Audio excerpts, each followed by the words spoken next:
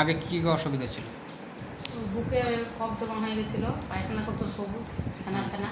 একটু জোরে বলো। আর আমাশা ছিল। জোরে বলো। জোরে আরো জোরে। তারপরে ওকে এলোপ্যাথি চিকিৎসা করাচ্ছিলাম। হ্যাঁ।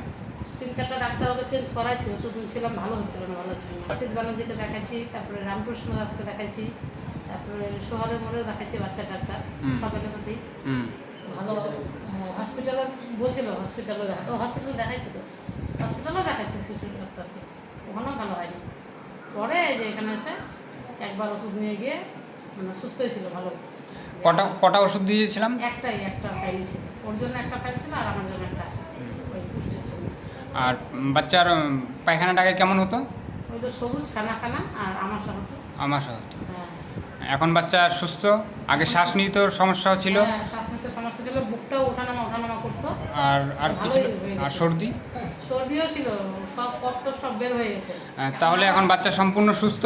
বাচ্চা সম্পূর্ণ সুস্থ। রশিদ ব্যানার্জি বলেছিল যে যদি উনি না ভালো হয় ওনার ওষুধে, তাহলে হসপিটালে ভর্তি করতে। বুকের ছবি করার পর বলছে হসপিটালে ভর্তি হয়ে। এখন বাচ্চা টনটনা? বাচ্চা এখন সুস্থ হয়ে খেলছে। বাচ্চা এখন সুস্থ, টনটনা, এখন খেলছে। একবার হসপিটাল একবারে ভালো হয়ে গেছিল। এখন কি বলবেন, হোমিওপ্যাথির প্রতি ভরসা? না একদম 100%। হ্যাঁ, ধন্যবাদ। বিশ্বাস করি আর আসবো, এরপরও আমরা এখানেই আসবো। ধন্যবাদ। বড় ছেলেকেও নিয়ে আসবো এখানে।